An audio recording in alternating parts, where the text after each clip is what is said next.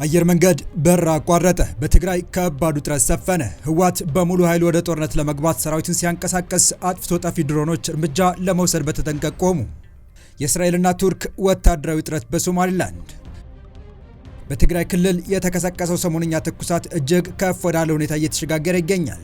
ህወሓት በሙሉ ኃይል ወደ ጦርነት ለመግባት ጦሩን ወደ ግንባር የላከ ሲሆን፣ በሌላ በኩል ደግሞ በትግራይና አዋሳኝ አካባቢዎች ሰማይ ላይ እየታዩ ያሉት የድሮን ቅኝቶች ትኩረት ስበዋል። ጠቅላይ ሚኒስትር አብይ አህመድ በገፍ እየተመረቱ እንደሆኑ የገለጹት አጥፍቶ ጠፊ ድሮኖችም ዝግጁ ተደርገዋል መባሉና አየር መንገድ በረራ ማቋረጡ የተፈጠረውን ውጥረት ከፍ አድርጎታል። በአሁኑ የመረጃ ሰዓታችን የዚህንና በሶማሊላንድ ጉዳይ ሀያላኑ ስለመፋጠጣቸው በዝርዝር የምንመለከት ይሆናል።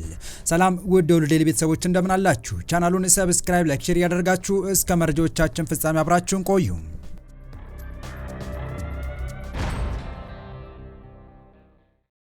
ህወሓት በተለያዩ ግንባሮች አርሚ በሚል ስም ያደራጃቸውን ተዋጊዎች በስፋት በማንቀሳቀስና የውጊያ ግንባሮችን በመፍጠር በአሁኑ ሰዓት ትግራይን በከባድ ውጥረት ውስጥ የከተተ መሆኑን የሚያመለክቱ መረጃዎች ከወደ ትግራይ እየወጡ ነው። በክልሉ ውጥረት ከፍ ባለበት በአሁኑ ሰዓት የኢትዮጵያ አየር መንገድ ወደ ትግራይ የሚያደርጋቸውን ሁሉንም በረራዎች የሰረዘበት ሁኔታም ታይቷል። በፕሪቶሪያው ስምምነት ትጥቅ ለመፍታት የተስማማው ህወሓት በዲዲአር ፕሮግራም መሰረት ለተወሰኑ ጊዜያት ትጥቅ የመፍታት ሂደቶች ውስጥ ተባባሪ እንደነበር ይታወሳል። ሆኖም ቆየት ተብሎ ትጥቅ መፍታቱንም ቀሪ ከማድረጉን ባሻገር አዳዲስ ታጣቂዎችንም በመልመል አሰልጥኖ አርሚ በሚል በአደራጀው ወታደራዊ አደረጃጀት ውስጥ ሲያሰባስብ መቆየቱ ይታወሳል። ታዲያ አሁን ነባርና አዳዲስ ያደራጃቸውን ሰራዊት ወደ ግንባር ማንቀሳቀሱ ተሰምቷል። በዚህ መሃል ደግሞ ኢትዮጵያ በገፍ እያመረተቻቸው የሚገኙት አጥፍቶ ጠፊ ድሮኖች ህወሓትን ወደ መጣበት ለመመለስ ዝግጁ እንደተደረጉም ተሰምቷል። ኢትዮጵያ በገፍ የምታመርታቸው ካሚካዚ አጥፍቶ ጠፊ ድሮኖች በጠላት ወረዳዎች ላይ ሄዶ በመውደቅ አጥፍቶ የሚጠፋ አስደናቂ ቴክኖሎጂ ነው። የጠላት ራዳሮች ላይ፣ ወታደራዊ ተሽከርካሪዎች ላይ፣ ማዘዣ ጣቢያዎች ላይ፣ የጠላት ስብስቦች ላይ ሄዶ በመውደቅ በታጠቀው እጅግ አውዳሚ ፈንጂ ጠላትን የማጋየት አቅም አለው። ይህ ድንቅ ድሮን ለበርካታ ሰዓታት አየር ላይ የበረረ የጠላትን ይዞታዎች ይሰልላል። ከዛም የሌዘር ቴክኖሎጂን የሚጠቀሙ አይኖችን ተጠቅሞ ካለምንም ስህተት ጠላትን ዶጋመድ የሚያደርግ ነው። ይህ ዘመናዊ ድሮን በተለያየ ቅርጽና መጠን የሚመረት ሲሆን በጣም ትናንሽ አጥፍቶ ጠፊ ድሮኖች በመጠናቸው አነስ ያሉ በቀላሉ ይዞ መንቀሳቀስ እንደሚቻል ከዚህ ቀደም ጠቅላይ ሚኒስትር አብይ መግለጻቸው ይታወሳል።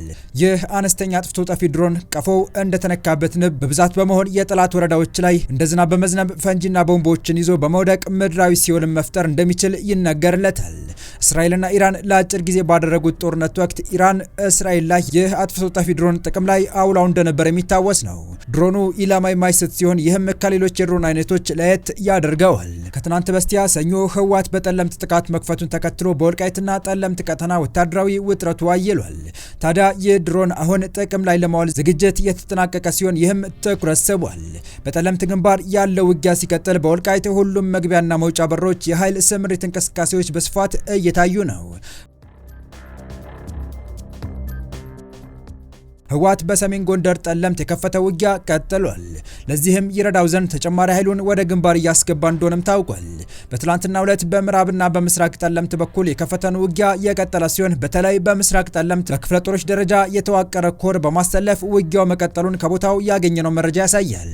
በምዕራብ ጠለምት በኩል የህወሓት ጦር በከፍተኛ ሁኔታ መመታቱን ተከትሎ ወደ ኋላ የተመለሰ ሲሆን በዚህ ምክንያት ውጊያው ቆሞ የነበረ ሲሆን በምስራቅ ጠለምት ያለው ውጊያ ዛሬ ቀጥሎ የዋለ ሲሆን ሰራሪ ላይ አፍላ ውጊያ እየተደረገ ሲሆን በዚህ ቀጠና የአርሚ 11 ባድመ ክፍለ ጦር በከባድ መሳሪያ ታግዞ እየተዋጋ ነው።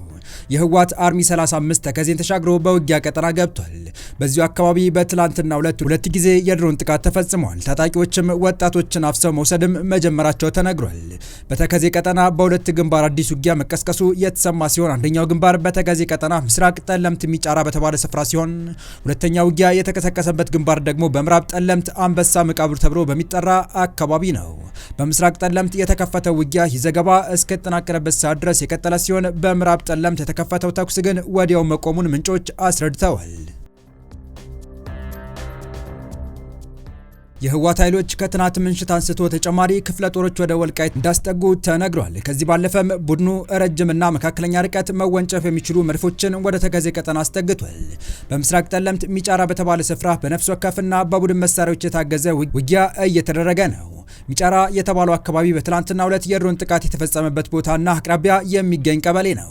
በትላንቱ የድሮን ጥቃት የህወሓት ወታደሮችና ወታደራዊ መሳሪያዎች ላይ ከፍ ያለ ኪሳራ ማጋጠሙ ተነግሯል። ከዲማ እስከ ተከዜ ባሉ የትግራይ ክልል ትይዩ ስፍራዎች ያለው ትኩሳት ከዕለት ወደ ዕለት እየጨመረ ሲሆን መጠነ ሰፊ ውጊያ የመቀስቀስ እድሉም ከጊዜ ወደ ጊዜ እየጨመረ መጥቷል።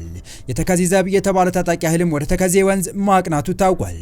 በትግራይ ክልል ባለውና እየተካረረ በመጣው የሰላም እጦት ምክንያት አየር መንገድ ወደ ትግራይ ክልል የሚደረጉ በረራዎችን ማቋረጥ የተሰማ ሲሆን ይህም የውጥረቱ ማሳያ ተደርጎ ተወስዷል። የኢትዮጵያ አየር መንገድ ቋሚ የበረራ አገልግሎት ከሚሰጥባቸው ክልል አንዱ የሆነ የትግራይ ክልል እንደሆነ ይታወቃል። እናም አየር መንገዱ ወደ ትግራይ ክልል የሚያደርገውን በረራ ማቋረጡ ተሰምቷል። እንደ ምንጮቹ መረጃ ከሆነ በረራ የተቋረጠበት ምክንያት ሰሞኑን በተከሰተው የጸጥታ ችግር ምክንያት ነው ተብሏል። እስካሁን አየር መንገዱ የገለጸው ነገር ባይኖርም በረራዎች መቆማቸው ተረጋግጧል። በዛሬው ዕለትም የነበሩ በረራዎች ሙሉ በሙሉ መሰረዛቸውን ከተጓዦች ጭምር መረጃው ይፋ ተደርጓል። ከአየር መንገዱ በተጨማሪ ከወልዲያ ወደ መቀለ ሲጓዙ የነበሩ ተሳፋሪዎች ቆቦ ሲደርሱ ችግር አለ ተብለው መመለሳቸውም ከስፍራው እየወጡ ያሉ መረጃዎች ጠቁመዋል። በሰሜኑ የሀገራችን ክፍል ያለው ወታደራዊ እንቅስቃሴ በየሰዓቱ መልኩን እየቀያየረ ይገኛል። ትናንት ምሽት በተሰማው መረጃ መሰረት የመከላከያ ሰራዊት ካላማጣ፣ ከራያ ባላና ከአካባቢው መውጣቱ ታውቋል። ይህ እርምጃ በራያ ግንባር ላይ አዲስ ወታደራዊ ሁኔታን እየፈጠረ መሆኑን አመላካች ሆኖ እየታየ ነው። ዛሬ ጠዋት ከ2 እስከ 4 ሰዓት የድሮን አሰሳ ሲደረግ ማርፈዱ ተጠቁሟል። የራያ መስመር የመከላከያ ሰራዊት ካላማጣና ከራያ ባላ መውጣቱም እንዲሁም የትግራይ ኃይሎች በብዛት መታየታቸውን ተከትሎ አካባቢው በከፍተኛ ወታደራዊ ውጥረት ውስጥ ይገኛል። የኢትዮጵያ አየር መንገድ ወደ መቀለ፣ ሽረ፣ ሁመራና አክሱም ለዛሬ ሊደረጉ የነበሩ በረራዎች መሰረዛቸውን ትኬት ቆርጠው በረራ ለሚጠብቁ ደንበኞች በረራ መቋረጡን በሚሴጅ ማሳወቁ ሌላው ለጦርነቱ ስጋት ማሳያ ሆኗል። በጸለምቴ አቅጣጫ በሰው ኃይልና በድሮን የታገዘ ውጊያ መቀጠሉ የሚታወስ ሲሆን የሽረ፣ ማይጸብሪና ተከዜ መንገድ መዘጋቱ ተገልጿል።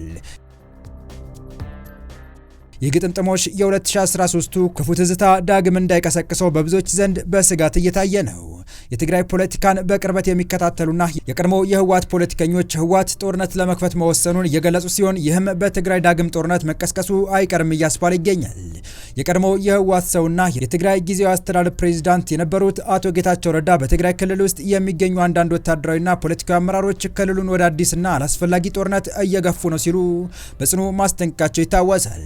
ጌታቸው በዚህ ንግግራቸው ህወሓትን አምርረው የወቀሱ ሲሆን ለወጣቱም ዳግም ወደ ጦርነት እንዳትገባ ራሳቸው የጫሩትን እሳት ራሳቸው የሙቁት ሲሉ ጠንከር ያለ መልእክት ማስተላለፋቸው መዘገባችን አይዘነጋም።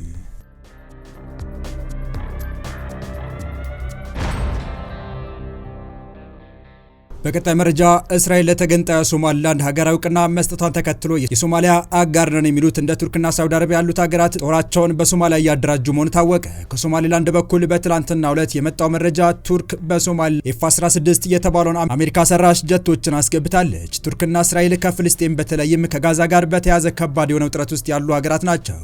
ቱርክ ከሶማሊያ ጋር ከዓመታት በፊት ጠንካራ ግንኙነት የመሰረተች ሲሆን ግንኙነቶችን በኢኮኖሚና ወታደራዊ ትስስሮች የሚገለጽም ነው። ሀገሪቱ የኢትዮጵያ መንግስት ከሶማሊላንድ ጋር በደረሰው የመግባባት ስምምነት መሰረት ለሶማሊላንድ ሀገራዊ እውቅና ሊሰጥ ነው የሚሉ ውዝግቦች በተነሱበት ወቅት የሶማሊያና ኢትዮጵያ መሪዎች አንካራ ድረስ በመጥራት መግባባት ላይ እንዲደርሱ ያደረገች መሆኗ አይዘነጋም። ከዚህ ስምምነት ከአንድ ዓመት በኋላ ግን እስራኤል በድንገት ለሶማሊላንድ ሀገራዊ እውቅና በመስጠት ቀጠናዊ የሆነ ውጥረትን ከፍ አድርጋለች። በዚህ ጉዳይ እውቅናዋን በመቃወም አፋጣኝ ተቃውሟቸውን ካሰሙት ሀገራት መካከል በግንባር ቀደምትነት የምትጠቀሰው ቱርክ ሆናለች። እስራኤል ሶማሊላንድ ሀገር ነች ብላ ከማወቅ ባለፈ በሶማሊላንድ ወታደራዊ ቤዝን የማቋቋምና በዚሁ አቅጣጫ ያለውን የቀይ ባህር እንቅስቃሴ የመቆጣጠር እቅድ እንዳላት ሲነገርም ቆይቷል። ይህ አይነቱን የእስራኤል እንቅስቃሴ በተመለከተ ቱርክ፣ ሳውዲ አረቢያና ግብጽ በስጋትነት ሲመለከቱት ቆይተዋል። የሶማሊላንድ መንግስት በይፋዊ የኤክስ ገጹ ባወጣው መረጃ የቱርክ መንግስት 3 ኤፍ-16 ጀቶችን ወደ ሶማሊላንድ ግዛት ያስገባ መሆኑን በመጥቀስ ይህ ጉዳይ ከሶማሊላንድ ጋር የሚገናኝ ከሆነ አደጋ አለው በማለት በጥብቅ ያስጠነቀቀበት ሁኔታ ታይቷል። እስራኤል በሶማሊላንድ ወታደራዊ እንቅስቃሴዎችን እያደረገች ነው ቢባልም በዚህ ጉዳይ በእስራኤልም ሆነ በሶማሊላንድ በኩል የተሰጠ ምንም አይነት ማረጋገጫ የለም። ያም ሆነ ግን እስራኤል በሶማሊላንድ የባህሮች ውጥረት፣ ወታደራዊ እንቅስቃሴዎች ኃይሎች የሁቲዎችና የኢራን ግንኙነቶችን ለመክታት ትጠቀምበታለች እየተባለ ይገኛል። የተወደዳችሁ የቻናላችን ቤተሰቦች ለአሁኑ ለእናንተ ይመጥናሉ ብታደምጧቸው ታተርፉባችኋላችሁ ብለን የመረጥንላችሁ ዕለታዊ መረጃዎቻችን እስካሁን ያደመጣችኋቸው ነበሩ። በተመሳሳይ ሀገራዊና ቀጠናዊ ጉዳዮች እንዲሁም ዓለም አቀፋዊ የጂኦፖለቲካ ወታደራዊና አነጋጋሪ ክስተቶችን ለበለት ተከታትለን በትኩስ ይዘን እንደምንቀርብ እያሳወቅን የቻናሉ ቤተሰብ ካላችሁ ሰብስክራይብ፣ ቪዲዮን ላይክ እና ሼር በማድረግ ተደራሽነታችን ታሰፉ ዘንድ አክብሮታዊ ግብዣችን ነው። አበቃን። ሰናይ ጊዜን ተመኘን።